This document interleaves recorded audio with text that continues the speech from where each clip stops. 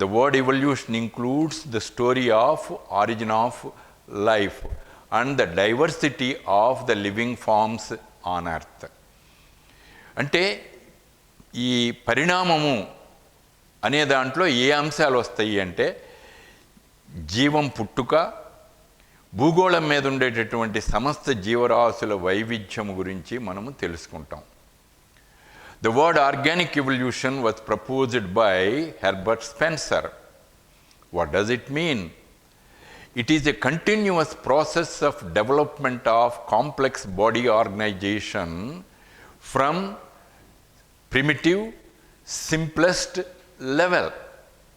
అంటే కోట్లాది సంవత్సరాలుగా వచ్చేటటువంటి లేదా జరిగినటువంటి నిరాటంకమైన నిరవధికమైనటువంటి మార్పులు. ఈ మార్పులు ఏ దిశగా నడిచాయి అంటే సరళ స్థాయి నిర్మాణము నుంచి నేడున్నటువంటి సంక్లిష్ట స్థాయి దేహ నిర్మాణాల వైపుగా ఈ మార్పులు కొనసాగాయి. So evolution is a continuous process of development of complex body organisation from the primitive simple level. And then this evolution did not occur in a million years. Evolution occurred through billions of years. అంటే వేల కోట్లాది సంవత్సరాల్లో వచ్చినటువంటి క్రమానుగతమైనటువంటి మార్పులు అని. According to Dobzhansky, nothing in biology makes sense except in the light of evolution. Dobzhansky అనే ఆయన నియో డార్వినియన్, గొప్ప శాస్త్రవేత్త. ఈ డబ్జాన్స్కీ అభిప్రాయంలో జీవశాస్త్రంలో జీవ పరిణామం కంటే ప్రాధాన్యత కలిగినటువంటిది ఇంకొక శాఖ లేదు అని. సో ఈ ఆరిజిన్ ఆఫ్ లైఫ్ అనేది నేను 2 క్లాసులుగా విభజించాను. ఎందుకంటే దాని యొక్క ప్రాధాన్యతను బట్టి మనం 2 క్లాసులుగా చెప్పుకోబోతున్నాం. ఈ మొదటి క్లాసులో మనం చర్చించేటటువంటి అంశాలు ఏమిటి అని అంటే ఉపోద్ఘాతం, బిగ్ బ్యాంగ్ థియరీ, అంటే అసలు ఈ విశ్వం అనేది ఎట్లా వచ్చింది, విశ్వ ఆవిర్భావానికి ఏ సిద్ధాంతాలు ఉన్నాయి, వాటిలో ప్రాముఖ్యమైన సిద్ధాంతమే బిగ్ బ్యాంగ్ థియరీ. దాని గురించి తెలుసుకుంటాం. అలాగే దాన్ని బట్టి ఆరిజిన్ ఆఫ్ యూనివర్స్ ఎట్లా వచ్చింది, formation of galaxies and planets. మనం గెలాక్సీస్ అంటే పాలపుంతలు అంటాం నాన్న, ప్లానెట్స్ అంటే గ్రహాలు, అవి ఎట్లా వచ్చాయని.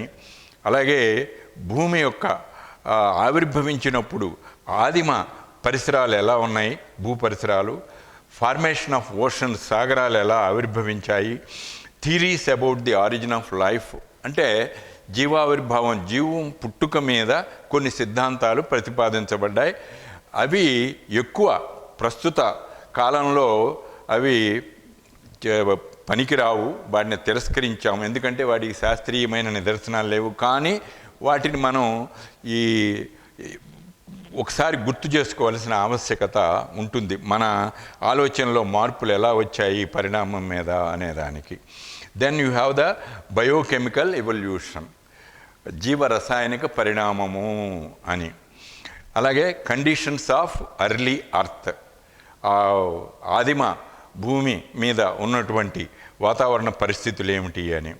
తర్వాత Miller's experiment, Stanley Miller and Urey శాస్త్రవేత్తలు ఇద్దరూ కూడా ఆ ప్రిమిటివ్ అర్త్ అట్మాస్ఫియర్ ఎలా ఉందో వాళ్ళు ఊహించుకుని ప్రయోగశాలలో ఈ మొట్టమొదట ఈ organic molecules, simple organic molecules అయినటువంటి అమైనో యాసిడ్స్, షుగర్స్, ఇలాంటి వాటిని ఇనార్గానిక్ మాలిక్యూల్స్ నుంచి ప్రొడ్యూస్ చేయడం జరిగింది.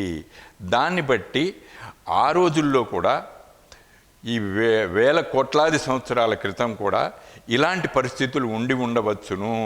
ఆ విధంగా మనకి అకర్బన అణువుల నుంచి ఈ కర్బన సంక్లిష్ట రసాయనిక అణువులు అనేవి ఆవిర్భవించి వాటి నుంచి న్యూక్లియోప్రోటీన్స్, ఆ న్యూక్లియోప్రోటీన్స్ నుంచి మొట్టమొదటి జీవకణం పుట్టింది అని శాస్త్రవేత్తల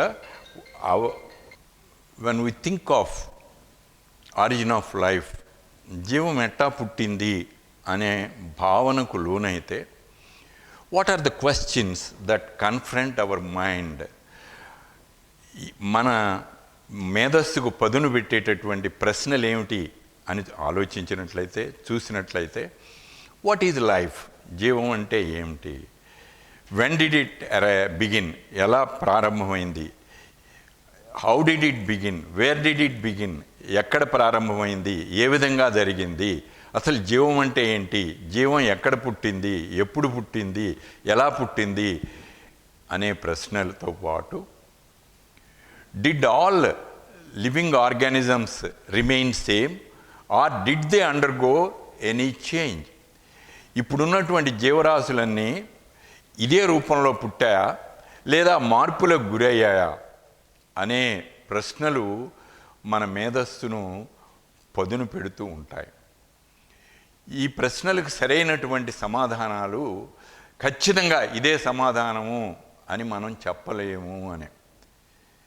కానీ over the years, as knowledge accumulated in different fields of biology, now we are in a position to visualize what had happened billions of years ago. ఈ వేల కోట్లాది సంవత్సరాల క్రితం ఏం జరిగింది అని మనం ఒక ఊహాకల్పన చేసుకోవడానికి కావలసినటువంటి సమాచారం మన ముందు ఉంది ఇప్పుడు అని. So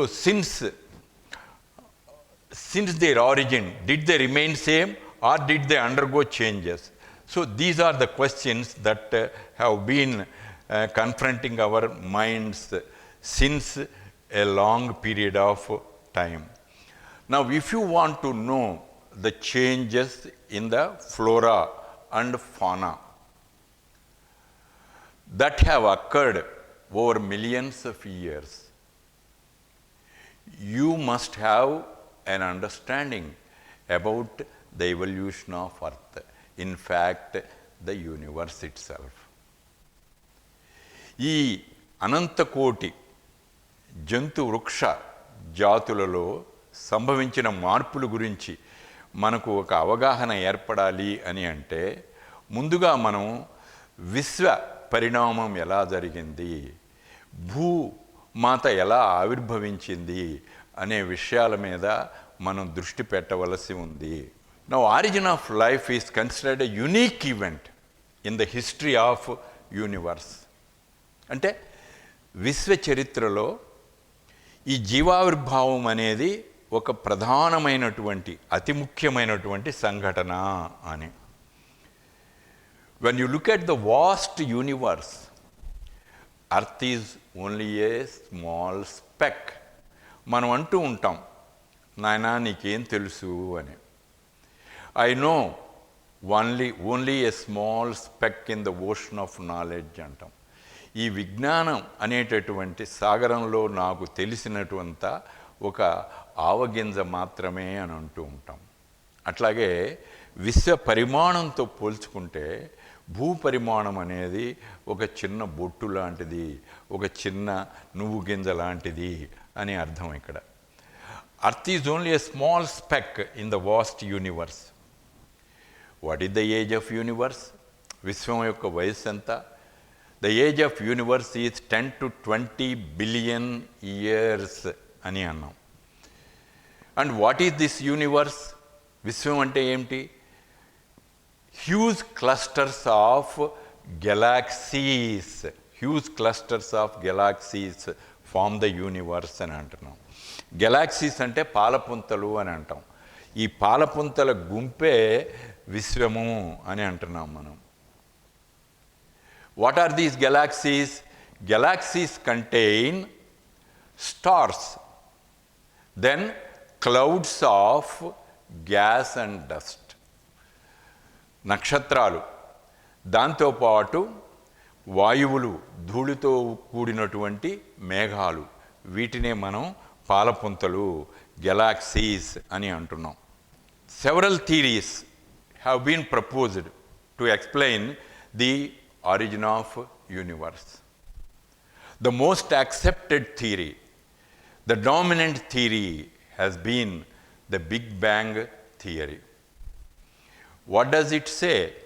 According to this Big Bang theory, The universe was created 10 to 20 billion years ago from a mighty cosmic explosion that had hurled the cosmic fragments and dust in all directions. Big bang సిద్ధాంతం ప్రకారం ఈ సూర్యుడు సౌరగోళం తిరుగుతూ ఉండేటప్పుడు ఒక బ్రహ్మాండమైనటువంటి ఒక విస్ఫోటనం జరిగి ఆ శకలాలు అన్నీ కూడా నలుదిశలుగా వెదజల్లబడ్డాయి అని. What had happened after the cosmic fragments hurled scattered in different directions? దీనికి మనకి కొన్ని పరీక్షలు ఉన్నాయి. There are 3 tests for it అంటున్నాం. ఏమిటివి అంటే ఎక్స్పాన్షన్ ఆఫ్ యూనివర్స్ ఒకటి, అబండెన్స్ ఆఫ్ లైట్ ఎలిమెంట్స్ ఒకటి, మూడవది కాస్మిక్ మైక్రోవేవ్ బ్యాక్గ్రౌండ్ రేడియేషన్ అని. అంటే ఇక్కడ ఎక్స్పాన్షన్ ఆఫ్ యూనివర్స్ అన్నాం. విశ్వం వ్యాపిస్తూ ఉంది, విశ్వం వ్యాపిస్తున్న కొద్దీ వాతావరణం చల్లబడుతూ ఉంది, దానివల్ల కండెన్సేషన్ జరిగింది. ఆ కండెన్సేషన్ వల్ల ఈ వాయువులు అన్నీ కూడా ఘనీభవనం చెంది ఈ భూమాత అలాగే ఈ గ్రహాలు ఇవన్నీ ఏర్పడ్డాయి అని మనం నేర్చుకోబోతున్నాం. ఈ abundance of light elements like helium, hydrogen, వీటి నుంచే మిగిలిన మూలకాలన్నీ కూడా ఎక్కువగా ఆవిర్భవించాయి అని మనం చెప్తాం. Abundance of light elements and third cosmic microwave background radiation, ఇవి they supported the big bang. Big bang సిద్ధాంతానికి ఇవి బలాన్ని చేకూర్చాయి అని. when the universe is expanding because the galaxies are moving away from us at great speed అని అన్నాం. ఈ పాలపుంతలు అనేవి దూరంగా జరుగుతూ పోతూ ఉన్నాయి. అవి దూరంగా జరిగిన కొద్దీ కూడా ఏం జరిగింది అంటే ఈ వాతావరణం చల్లబడుతూ వచ్చిందని. Light elements hydrogen and helium make up the majority of elements. Now what provided the greatest confirmation to Big Bang అని. బిగ్ బ్యాంగ్ సిద్ధాంతానికి అత్యధిక బలాన్ని చేకూర్చినటువంటిది ఏమిటి అని అంటే big bang received strongest confirmation from the discovery of cosmic radiation by Arno Penzias and Robert Wilson. Arno Penzias and Robert Wilson in 1964. వీళ్ళు ఈ కాస్మిక్ రేడియేషన్ని అంటే సౌరశక్తిని గుర్తించడం జరిగింది. ఆ సౌరశక్తిని గుర్తించిన తర్వాత ఈ బిగ్ బ్యాంగ్ సిద్ధాంతానికి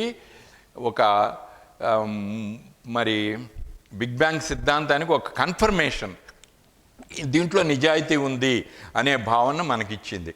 వీళ్ళు తరువాత నోబెల్ బహుమతి కూడా పొందటం జరిగినది. They became Nobel laureates. They were awarded with the Nobel prize for this discovery. తిరుగుతూ ఉంది సౌరగోళం. So look at this. ఇవన్నీ గెలాక్సీస్. ఆ తర్వాత ప్లానెట్స్ ఏర్పడ్డాయి మనకి. సౌర కుటుంబం మొత్తం వచ్చేసింది. ఇదంతా రావడానికి కారణం ఏంటంటే that mighty explosion that occurred. Universe expanded and the temperature came down. విశ్వం విస్తరిస్తున్న కొద్దీ ఉష్ణోగ్రత తగ్గుతూ చల్లబడుతూ ఉంది. సూపర్ కూలింగ్ అని వచ్చింది. Earth and the planets condensed out of a swirling cloud of dust surrounding the primitive sun.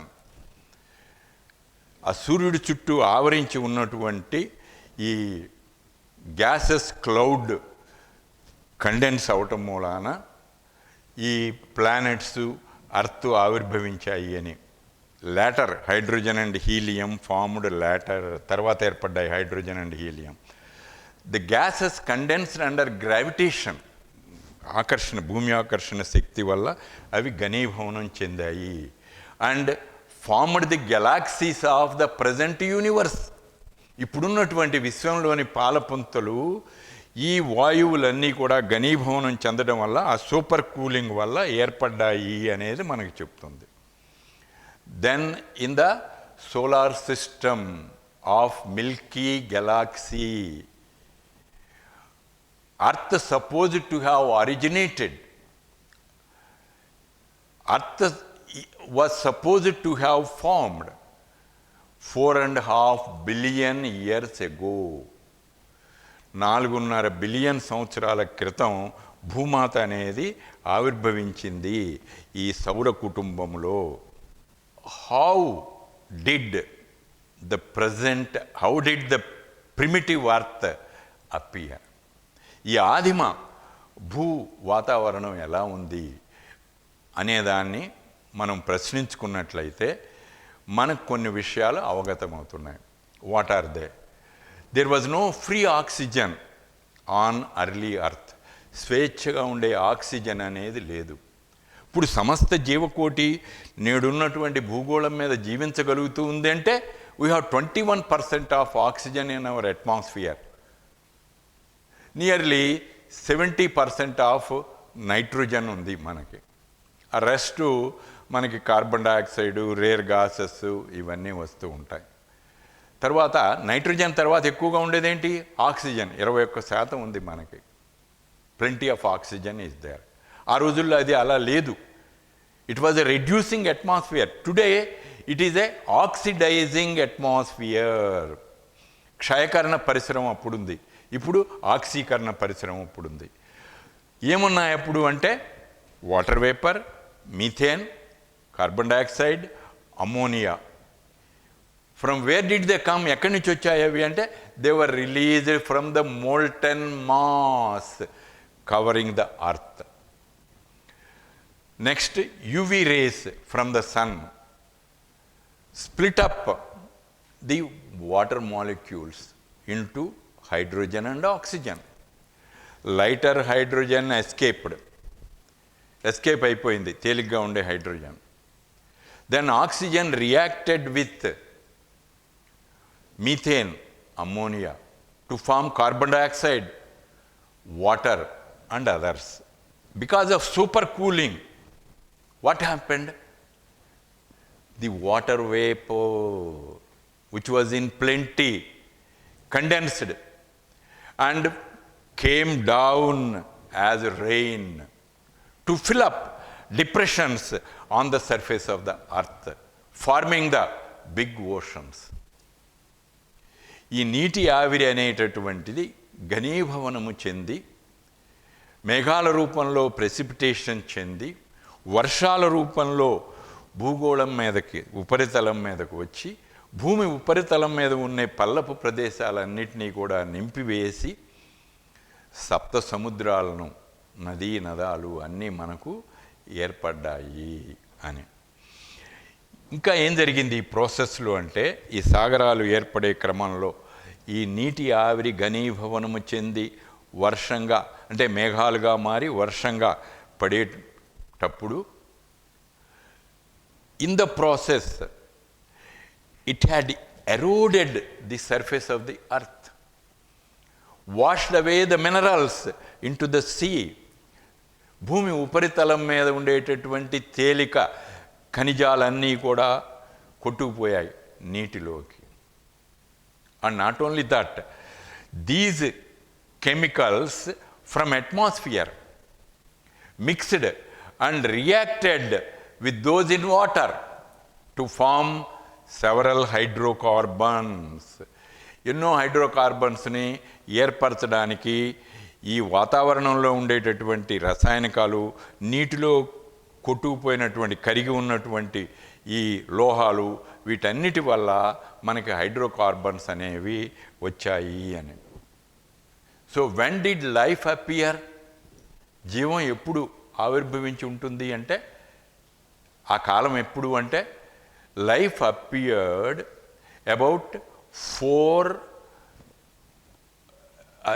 5 millions after the formation of earth. అంటే భూగోళం ఆవిర్భవించిన తర్వాత 500 మిలియన్ సంవత్సరాలు పట్టింది జీవావిర్భావం జరగడానికి. అంటే ఈ 500 సంవత్సరాల్లో భూమి మీద జీవావిర్భావానికి కావలసిన అనుకూల పరిస్థితులు ఏర్పడుతూ వచ్చాయి క్రమంగా అని. So it consumed 500 million years after the formation of the earth for the appearance of first life. అంటే జీవం పుట్టడానికి భూమాత ఆవిర్భవించిన తర్వాత ఇంకా 500 మిలియన్ సంవత్సరాల కాలం పట్టింది. Look at this illustration. Early in earth's history there were widespread volcanic activities. These volcanic activities released large amounts of water vapor and small quantities of gases. Because of cooling, condensation took place. Water vapor got condensed, became clouds, and then rain came down, filling up the depressions, as I told you earlier. Water accumulated wherever there were low-lying areas on the surface of the earth, and they became oceans. అలా సప్త సముద్రాలు అనేవి మనకు ఆవిర్భవించాయి అని. Water vapour, other gases. Water and other gases వచ్చేస్తున్నాయి rains రూపంలో, మేఘాల రూపంలో. ఇలా సప్త సముద్రాలు అక్కడ ఏర్పడ్డాయి.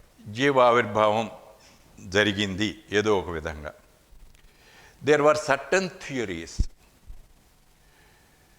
Proposed to explain the origin of life. But most of the theories were rejected, lock, stock and barrel.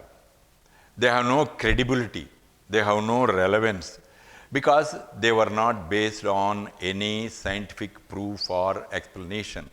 ఈ సిద్ధాంతాలు వేటికి కూడా శాస్త్రీయ నిబద్ధత అనేది లేదు. వాటికి ఏ విధమైనటువంటి ఆధారాలు ఎక్కువగా లేవు. ఊహాజనితమైనటువంటివి, కొన్ని మైథాలజీ పరమైనటువంటివి, కొన్ని మతపరమైనటువంటివి. అందుచేత ఎక్కువగా ఈ సిద్ధాంతాలు తిరస్కరించబడినాయి అని. But however they are of historical importance. వాటికి చరిత్ర ప్రాధాన్యత ఉంది. అందుకోసం వాటిని జస్ట్ మనం పాసింగ్ రెఫరెన్స్గా జ్ఞాపకం చేసుకుంటూ ఉన్నాం. అయినా కూడా వాటి మీద అప్పుడప్పుడు మనకి ఈ నీట్లో ప్రశ్నలు అడుగుతూ ఉన్నారు అని. The first theory is theory of special creation. ప్రత్యేక సృష్టి సిద్ధాంతము అని అన్నాం. It was proposed by Father Suarez. అంటే క్రైస్తవ మతాచార్యుడు. ఆయన దీన్ని బలపరిచాడు.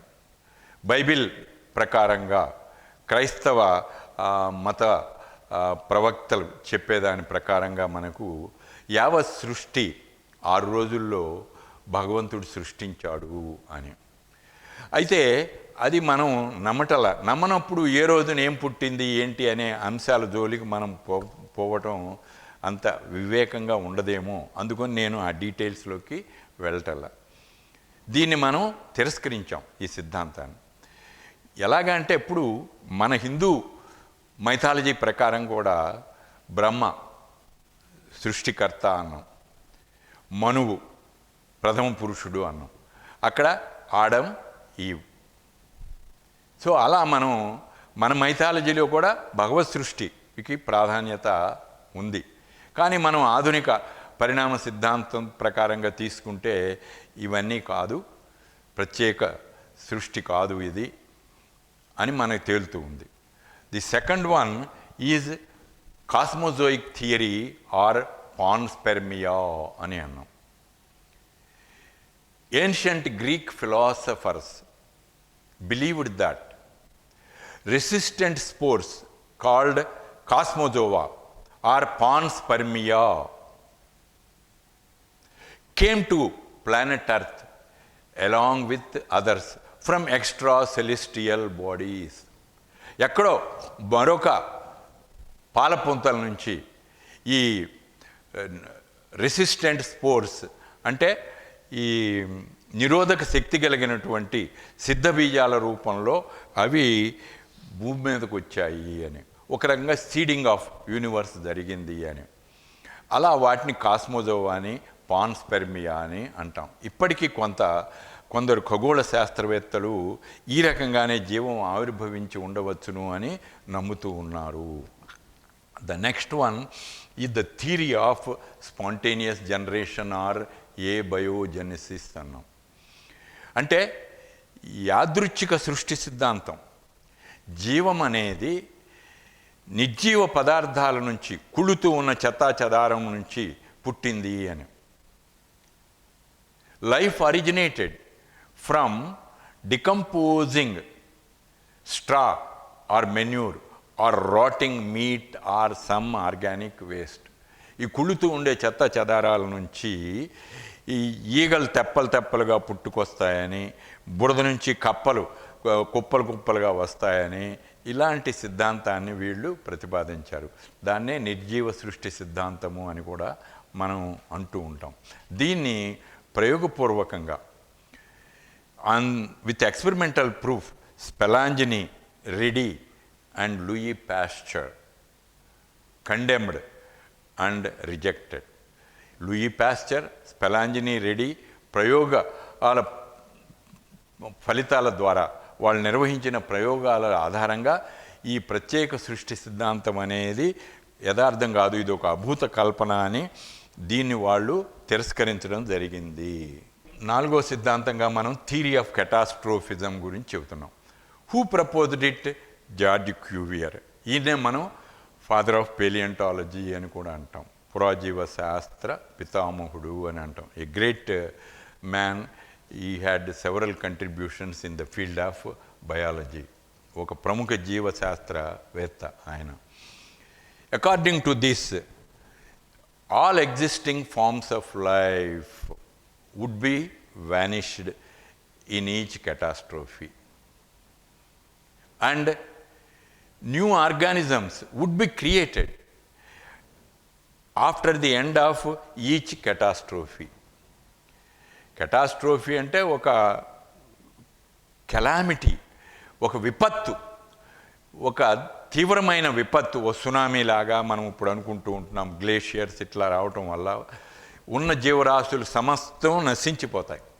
మళ్ళీ కొత్త సృష్టి జరుగుతుంది, మళ్ళీ కొన్ని శతాబ్దాలు జరుగుతాయి, ఆ తర్వాత మళ్ళీ ఒక విపత్తు వస్తుంది, ప్రకృతి విపత్తు, దానిలో మళ్ళీ అన్నీ కొట్టుకుపోతాయి అని మనం చూస్తూ ఉన్నాం.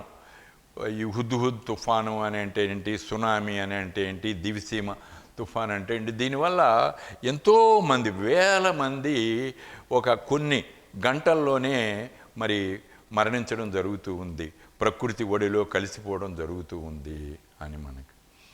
సో అలా థియరీ ఆఫ్ కెటాస్ట్రోఫిజం అని ప్రతిపాదించింది ఎవరు అంటే జార్జ్ క్యూవియర్. థియరీ ఆఫ్ బయోజెనసిస్ ఎవరు ప్రతిపాదించారు దీన్ని అంటే లూయి పాస్చర్, ఒక గొప్ప శాస్త్రవేత్త పాస్చర్. ఆయన పెట్టిన భిక్షే మనకి.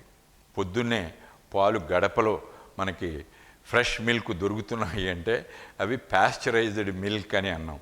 60 degrees Celsius వేడి చేసి దాన్ని మళ్ళీ 0 degrees Celsius శీతలీకరణం చేస్తే ఆ పాలు చెడిపోకుండా మనకు అందుతున్నాయి. పాల ఫ్యాక్టరీల్లో మిల్క్ సప్లై చేయటం, పాస్చరైజేషన్. అలాగే పిచ్చి కుక్క కాటుకు విరుగుడుగా హైడ్రోఫోబియాకి ఆయన వ్యాక్సిన్ ఇచ్చాడు, యాంటీ ర్యాబీస్ వ్యాక్సిన్ అని అన్నాం. పిచ్చి కుక్కను ర్యాబిడ్ డాగ్ అని అంటాం, వైరల్ డిసీజ్. అలాగే ఈ జీవ సృష్టి సిద్ధాంతాన్ని ఆయన ప్రతిపాదించాడు.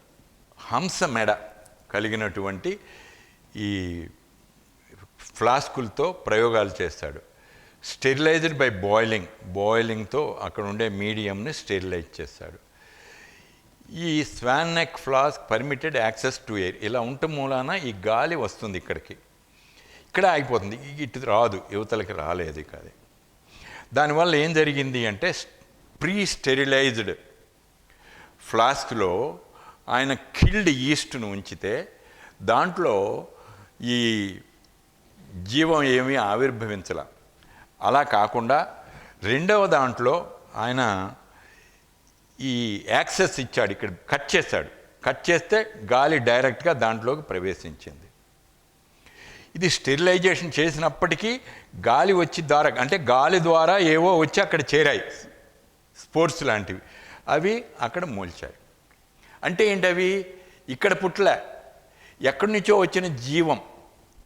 Therefore the spark of life could be kindled by life itself అని చెప్పాడు. జీవం అనేటటువంటి స్పార్క్ వల్లే పుడుతుంది అని. Life arises from pre existing life only. జీవం అనేది ఇంతకుముందు ఉన్నటువంటి జీవం నుంచే పుడుతుంది, నిర్జీవం నుంచి పుట్టదు అని థియరీ ఆఫ్ బయోజెనసిస్ని ఈ హంస మెడ ఫ్లాస్కుల మీద నిర్వహించిన ప్రయోగాల ఆధారంతో లూయి పాస్చర్ ప్రతిపాదించారు. Very important one. ఇది కూడా ఇక్కడ ఏం చేశాడంటే, flask tipped so micro organism laid and dust contacts sterile liquid. ఇదిగో దీనికి వచ్చి తగిలింది, ఇది ఇక్కడి నుంచి దీంతో సంబంధం ఏర్పరచుకుంది ఇది ఈ డస్ట్. దానివల్ల ఏం జరిగింది అంటే micro organisms grow in liquid. అంటే ఈ ఎయిర్ ద్వారా వచ్చినాయి అక్కడికి. So life does not arise from inanimate things, life arises from pre existing life అనే దాన్ని ఈయన ఈ ప్రయోగాల ద్వారా నిరూపించాడు అని. 2 great men are there. A.I. Oparin, a Russian biologist, and J.B.S. Haldane, a British geneticist and a great man who lived in India, died in India in Orissa state, and he donated his skeleton to Rangaraya Medical College. Such a great man, J.B.S. Haldane. So the most accepted theory with regard to the origin of life is the chemical evolution of life. రసాయనిక పరిణామం అనేదాన్ని ప్రస్తుతం మనం జీవావిర్భావం గురించి బాగా అందరం సరైన సిద్ధాంతము అని ఒప్పుకుంటున్నాం. Conditions on the primitive earth were not the same as those present today. There was no free oxygen at that time. It was a reducing atmosphere. Present day, it is an oxidizing atmosphere. In the present day oxidizing atmosphere, it will not be possible for the life to be originated. Because of reducing atmosphere, in those ancient days, beginning days, life originated. No spontaneous generation of life today as it was revealed by Pasteur, because the necessary conditions no longer exist. You don't have reducing atmosphere now. So chemical evolution of life was proposed by these 2 great men, A.I. Oparin. Primal soup theory, hot dilute soup theory was proposed by J.B.S. Haldane. What do they say? According to them, formation of life was preceded by chemical evolution అంటున్నాం. జీవం పుట్టుక ముందు రసాయనిక పరిణామం జరిగింది అని. Then formation of diverse organic molecules from inorganic constituents. అకర్బన అణువుల నుంచి ఈ సరళ కర్బన రసాయన అణువులు ఏర్పడ్డాయి అని. సో అలా రసాయనిక పరిణామం జరగడం వల్ల ఈ జీవావిర్భావం జరిగింది అని వీళ్ళిద్దరూ ప్రతిపాదించిన యొక్క సిద్ధాంతం యొక్క సారాంశం. అయితే Haldane hot dilute soup theory అన్నాం, ఈయనేమో ప్రైమల్ సూప్ థియరీ అని అన్నాం. కండిషన్స్ ఆన్ అర్లీ ఎర్త్ ఎట్లాంటి పరిస్థితులు ఆ రోజుల్లో ఉన్నాయి అంటే, ఒకటి, it was reducing atmosphere and no free oxygen. Oxygen లేదు కాబట్టి క్షయకరణ పరిసరము అని అన్నాం. ఇంకేమున్నాయి అప్పుడు అని అంటే, హైడ్రోజన్, స్వేచ్ఛా హైడ్రోజన్ కావలసినంత ఉంది. Saturated hydrides of hydrogen, hydrogen యొక్క సంతృప్త హైడ్రైడ్స్ ఉన్నాయి. ఏంటి అంటే అవి మీథేన్, అమ్మోనియా అండ్ వాటర్, ఇవి ఉన్నాయి. మరి శక్తి ఎక్కడి నుంచి వచ్చింది ఈ రసాయనిక అణువులు ఏర్పడడానికి అంటే, energy for chemical reactions between these gases might have come from electric discharges of the sky or storms or lightning of storms. మెరుపులు ఆ రోజుల్లో సంభవించినటువంటి మెరుపులు నుంచి వచ్చినటువంటి శక్తిని. అలాగే as there was no ozone umbrella to prevent the entry of UV rays to the surface of the earth, అలా అతినీలలోహిత కిరణాలు సూర్యుడి నుంచి నిరాటంకంగా ఉపరితలానికి చేరుతూ వచ్చాయి. ఆ శక్తి అంటే అతినీలలోహిత కిరణాల శక్తి అయి ఉండవచ్చు, లేదా లైటనింగ్ మెరుపుల వల్ల వచ్చినటువంటి శక్తి అయి ఉండొచ్చు. ఈ శక్తిని ఉపయోగించుకొని మనకు ఈ రసాయనిక ఈ అణువులు ఏర్పడ్డాయి అని, మీథేన్ కానీ అమ్మోనియా కానీ వాటర్ కానీ ఏర్పడింది అని. So the earth surface temperature at that time, prevailing earth surface temperature probably much more hotter than the present day earth temperature. అప్పుడు రోజుల్లో ఈ ఆదిమ భూ వాతావరణం బాగా వేడిగా ఉండేది అని, తర్వాత సూపర్ కూలింగ్ వచ్చింది అని. Now look at this great scientist. In 1953, Stanley Miller, along with Urey, synthesized organic compounds under conditions resembling the primitive atmosphere of the earth. ఆ రోజుల్లో ఆదిమ భూ వాతావరణంలో ఉండే పరిస్థితులు వీళ్ళు ఏర్పరచుకుని ఇంచుమించు ఆ వాతావరణంలో ప్రయోగాలు జరిపారు. ఏం చేశాడు అంటే ఈయన, he passed electrical sparks through a mixture of, ఒక కుప్పి తీసుకుని దాంట్లో ఎలక్ట్రోడ్స్ పెట్టి ఓ మిక్స్చర్ ఉంచాడు. ఆ hydrogen, methane, ammonia and water. దాన్ని ఎంతవరకు వేడి చేశాడంటే 800 degrees Celsiusకి చేసిన ఒక వారం ఉంచాడు. After week 15 amino acids were observed in that mixture. అయితే వీటిల్లో ప్రాధాన్యత కలిగినటువంటివి, ఎక్కువగా కనిపించినటువంటివి ఏమిటి అని అంటే, ఇక్కడ గ్యా అనే కోడ్ గుర్తుపెట్టుకోండి. కొన్ని పరీక్షల్లో ఈ ఏఐపిఎంటీలో ఈ మిల్లర్ తయారు చేసినటువంటి ఈ 3 అమైనో ఆమ్లాలు ఏవి అన్నాడు. అంటే మిల్లర్ తయారు చేసిన అమైనో ఆమ్లాల్లో లేనిది ఏంటి అని అడుగుతాడు. ఈ 3 ఏమిటి అంటే, గ్యా అనే కోడ్ మీరు గుర్తుపెట్టుకున్నట్లయితే glycine, alanine, aspartic acid. Glycine, alanine, aspartic acid. Glutamic acid ఇచ్చాడు, అది లేదు. ఈ 3 ఉన్నాయి. ఇలా అలాంటి ప్రశ్నలు వస్తాయి కాబట్టి ఇక్కడ వాటిని మెన్షన్ చేయడం జరిగింది. Other biologically important molecules including ethanoic acid, lactic acid and urea were also synthesised. Wohler అనే ఆయన మొట్టమొదటిగా మనకి యూరియాని కృత్రిమంగా తయారు చేసి అందించాడు. Later similar experiments were performed using CO2 and produced nucleotides. Additional organic material might have been delivered by comets. So Miller and Urey simulated experiment అంటే ఆ ఆదిమ భూ వాతావరణంలో ఎలాంటి పరిస్థితులు ఉన్నాయో అలాంటి పరిస్థితులను ఇప్పుడు ఏర్పరిచారు వీళ్ళు. The electrical discharges duplicated the effects of violent electrical storms in the primitive atmosphere. ఇక్కడ ఈ కుప్పీలో ఉంచినటువంటి ఎలక్ట్రోడ్స్ ఆ ఆదిమ భూ వాతావరణంలో వచ్చినటువంటి ఆ మెరుపులున్నాయే, ఆ మెరుపులు లాంటి శక్తిని ఇక్కడ ఇవి ఇస్తున్నాయి.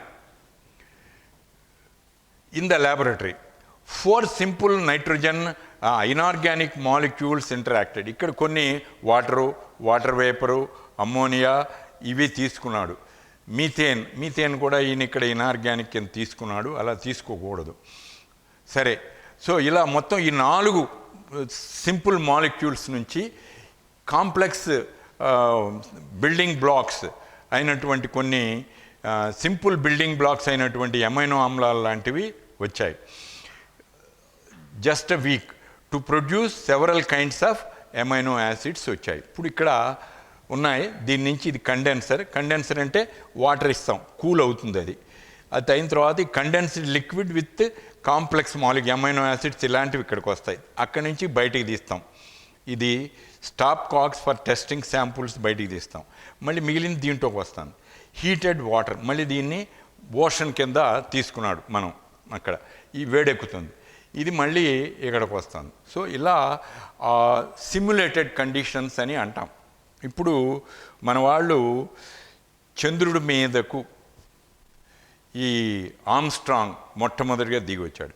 ఈ నాసా వాళ్ళు ఏం చేశారు, అప్పుడు చంద్రుడి మీద ఉండేటటువంటి వాతావరణ పరిస్థితులు, అక్కడ ఉండేటటువంటి గ్రావిటీ, వీటన్నిటినీ ఊహా పరికల్పన చేసి ఇక్కడ ప్రయోగశాలల్లో అలాంటి పరిస్థితులను కల్పించి వాటికి అలవాటు పడటానికి వీళ్ళని ట్రైనింగ్ ఇచ్చి పంపించారు. సో అలాంటి దాన్ని సిమ్యులేషన్ అంటాం మనం. అలా సిమ్యులేటెడ్ ఎక్స్పెరిమెంట్స్ అని అంటున్నాం మనం ఇక్కడ. What was the importance of Miller experiment అనే ప్రశ్న మనం వేసుకుంటే, ఈ these experiments though they have been conducted with all sincerity, they cannot create the exact conditions that prevailed on primitive earth. మనం సృష్టించలేము ఆ రోజుల్లో భూగోళం మీద ఉండేటటువంటి పరిస్థితుల్ని. we shall never know what exactly had happened. మనకేం తెలియదు అప్పుడు ఏం జరిగింది అనేది. but we are sure to say one thing: we succeeded in producing the building blocks, say amino acids, sugars, nitrogen bases, etc., for the formation of complex organic macromolecules. అలాంటి వాటిని మనం produce చేసాం. ఎక్కడ? ఇన్ విట్రో ఎన్విరాన్మెంట్లో, ప్రయోగశాలలో, కృత్రిమ వాతావరణంలో ఈ building బ్లాక్స్ని మనం ఉత్పత్తి చేశాము. ఇదే విధంగా ఆదిమ భూ వాతావరణంలో కూడా ఉత్పత్తి చేయబడి ఉండవచ్చును. They might have been also produced in the same way just as we produced in the lab in simulated conditions. అలా ఇనార్గానిక్ కాంపౌండ్స్ నుంచి ఈ సంక్లిష్ట కర్బన స్థూల అణువులు వచ్చాయి అని చెబుతున్నాం. In similar experiments others might have produced sugars, nitrogen bases, purines, pyrimidines, which are the building blocks of nucleotides, then pigments and fats. So this is about the first lecture with regard to the origin of life. You have an idea about chemical evolution.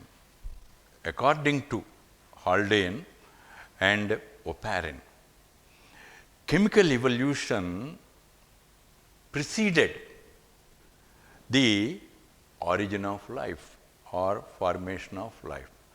ఆ రసాయనిక పరిణామం అనేది పూర్వ సంఘటన జీవావిర్భావానికి ముందు అని. ఈ రసాయనిక పరిణామాన్ని బలపరిచింది మిల్లర్ నిర్వహించినటువంటి ప్రయోగాలు. The experiments conducted in simulated conditions by Miller and Urey supported the chemical evolution of life. ఈ రసాయనిక పరిణామంలో ఏం జరిగింది అని అంటే, ముందు మనకి అకర్బన రసాయనిక అణువుల నుంచి, ఇనార్గానిక్ కాన్స్టిట్యూయెంట్స్ నుంచి building blocks, simple organic molecules like amino acids, simple sugars, fatty acids, nitrogen bases, ఇలాంటివన్నీ వచ్చాయి అని. వీటిని ఏమంటాము అంటే మనం మోనోమర్స్ అని అంటాం. ఇప్పుడు ఈ మోనోమర్స్ నుంచి పాలిమర్స్ ఎట్లా వచ్చాయి? So this process from which the process from which polymers are formed from monomers is called polymerization అని అంటాం. ఇక్కడ ఎంజైమ్స్ ప్రభావం అనేది ఒకటి ఉంటుంది. ఎంజైమ్స్ ఎక్కడి నుంచి ఏర్పడతాయి? ప్రోటీన్స్ నుంచి ఏర్పడాలి. ప్రోటీన్స్ను కణాలు తయారు చేస్తాయి. అయితే ఈ ప్రోటీన్ సంశ్లేషణను నిర్దేశించేది ఏంటి? న్యూక్లిక్ యాసిడ్స్, కేంద్రక ఆమ్లాలు, ఆర్ఎన్ఏ అండ్ డిఎన్ఏ. అవి ఎట్లా వచ్చాయి? వాటిలో ఉండేవేంటి? Building blocks, పాలీన్యూక్లియోటైడ్స్. పాలీన్యూక్లియోటైడ్స్లో ఉండేవేంటి అంటే నైట్రోజన్ బేసెస్, అంటే న్యూక్లియోటైడ్స్. న్యూక్లియోటైడ్లో ఉండే ఏంటి? Nitrogen bases, purines, pyrimidines, sugar, pentose sugar and phosphoric acid. ఇవి. So amino acids, what do they form? They form polypeptides. They could have occurred when dry or highly concentrated monomers are heated. అంటే ఎట్లా వచ్చాయి ఈ polypeptides amino ఆమ్లం నుంచి అంటే ఈ dry and highly concentrated amino యాసిడ్స్ని మనం వేడి చేసినప్పుడు, హీట్ చేసినప్పుడు అవి వచ్చినాయి అని అంటాడు. Then condensation reactions must have taken place, forming peptide bonds between amino acids. So, ఒక పాలీపెప్టైడ్లో ఎన్నో అమైనో ఆమ్లాలు ఉంటాయి. The bond between two amino acids is called a peptide bond అని అన్నాం మనం. ఒక వాటర్ మాలిక్యూల్ తొలగిపోతుంది రెండు అమైనో ఆమ్లాలు రియాక్ట్ అయినప్పుడు. అలా పెప్టైడ్ బాండ్ ఏర్పడుతుంది. ఈ పాలీపెప్టైడ్స్ ఉన్నాయి, వచ్చాయి. అవే ప్రోటీన్స్ అణువులుగా ఏర్పడుతున్నాయి. అలాగే ఫాస్ఫోడైఎస్టర్ బాండ్స్ ఏర్పడుతున్నాయి మనకి న్యూక్లియోటైడ్స్లో. వాటి వల్ల పాలీన్యూక్లియోటైడ్స్ ఏర్పడుతున్నాయి మనకి. తర్వాత అర్లీ కెటలిస్ట్ ఎట్లా వచ్చాయి అని మనం చూసినట్లయితే ఈ clay mineral particles which are called coacervates అని అన్నాం. Clay mineral particles are called కోఎజర్వేట్స్.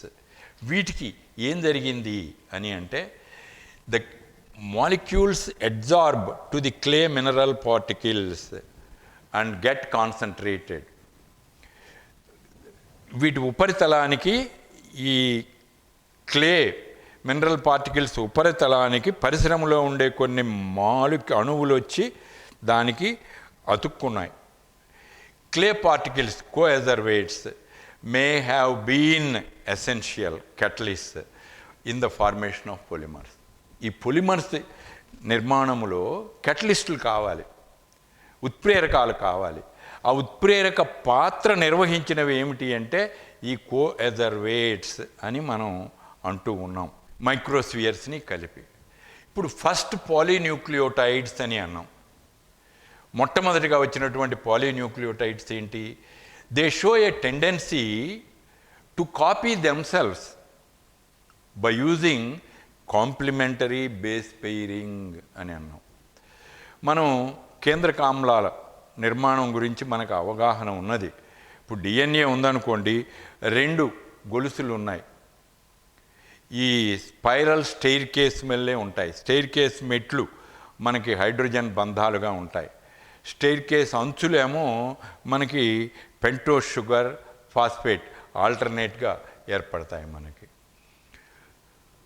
So this formation of polynucleotides was catalyzed by the presence of clay and clay particles and metal ions. ఇవి catalysis చేశాయి.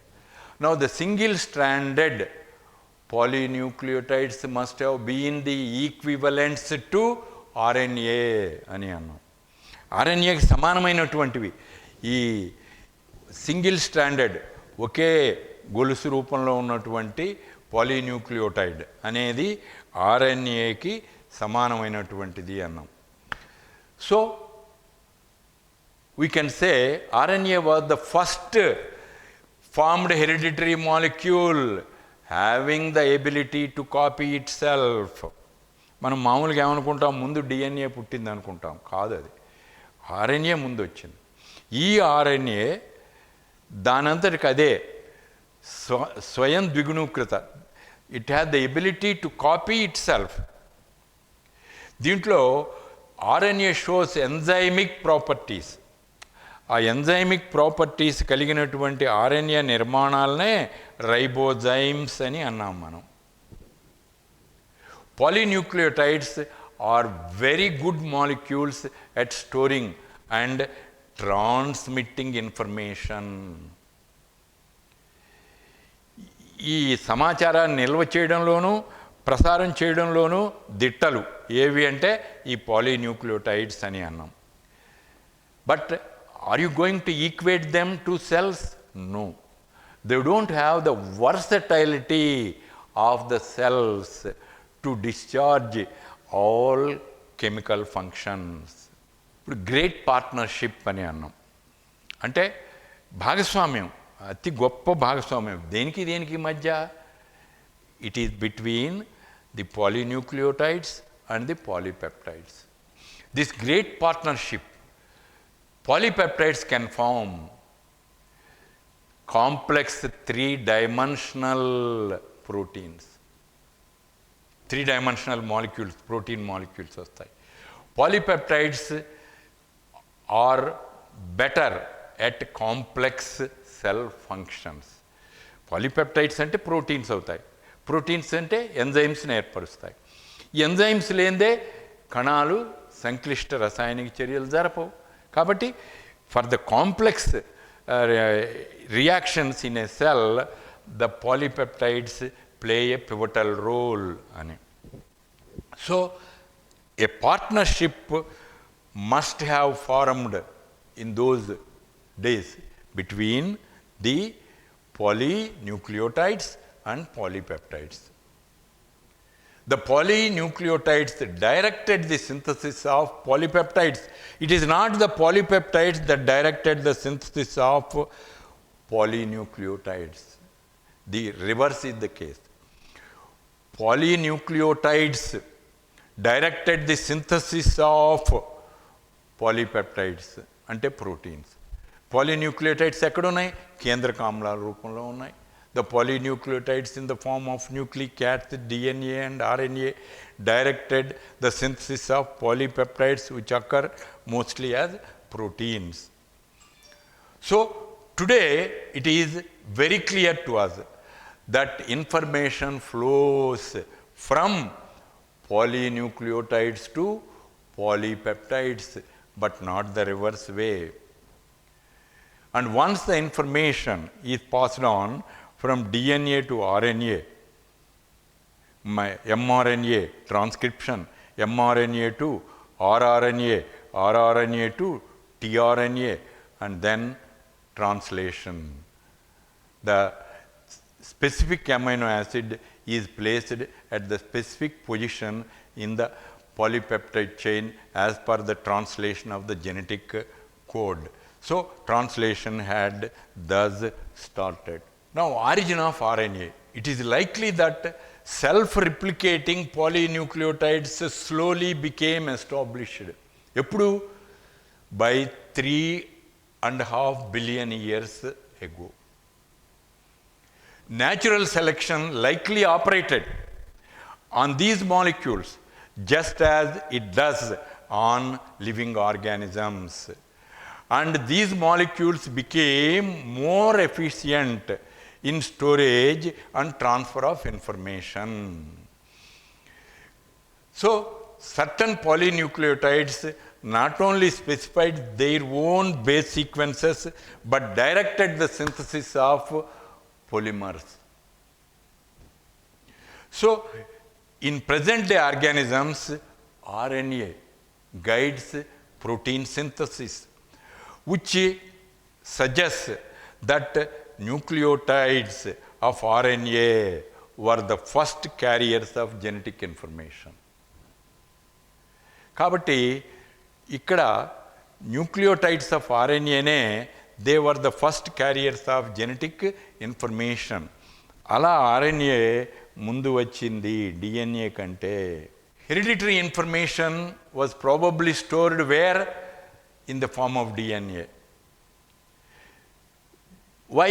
DNA is more stable than RNA. RNA కంటే డిఎన్ఏకి స్థిరత్వం ఎక్కువ.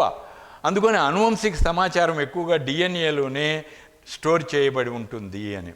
So the passage of information from RNA to DNA might have been possible in nature, which is called reverse transcription. Just as you find reverse transcriptase enzyme in retrovirus, where genetic information flows from RNA to DNA. So the reverse transcriptase enzyme of the retrovirus shows this. So we are to believe that such a type of reverse transcription might have occurred in those days. అలా reverse transcription ద్వారా RNA నుంచి DNA వచ్చిందని మనం నమ్మడానికి రెట్రోవైరస్లో reverse transcriptase ఉండడమే మనకు ఆధారము అనుకుంటున్నాం.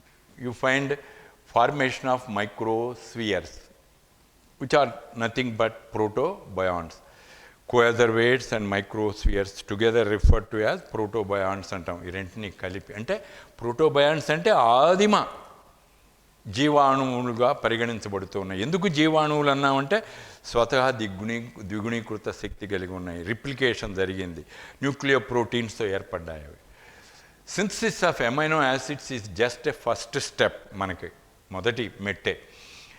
Sidney Fox heated a mixture of 18 amino acids at a temperature of 160 to 200 degrees Celsius for varying periods of time.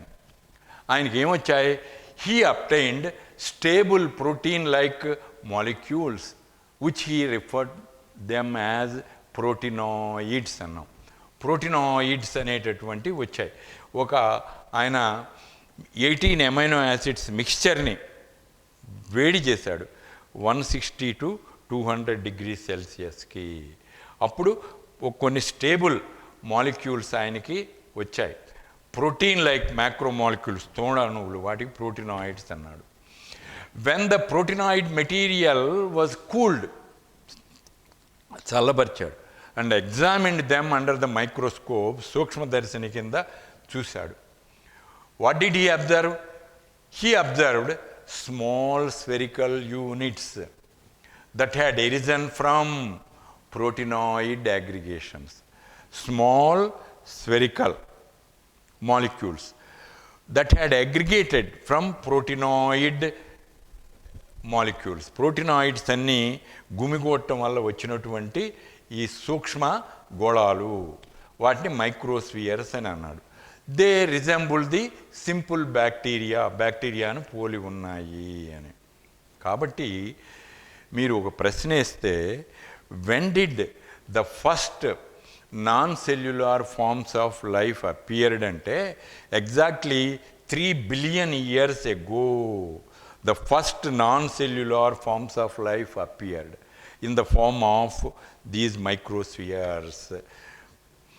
They could have been giant self-replicating molecules, nuclear proteins-తో ఏర్పడ్డాయి అవి. The phospholipids form lipid bilayer around them when they are surrounded by water. నీటిలో ఉంది. ఎక్కడ జీవం ఆవిర్భవించింది అంటే నీటిలో ఆవిర్భవించింది అని. Not on land. ఎప్పుడు అంటే 3 billion years ago అని. You catch the point. ఎప్పుడు అంటే ఈ న్యూక్లియర్ ప్రోటీన్ పార్టికల్ చుట్టూ ఒక బైలైపిడ్ లేయర్ ఏర్పడింది ఫాస్ఫోలైపిడ్స్ ద్వారా. That had in a way separated them from the surrounding environment.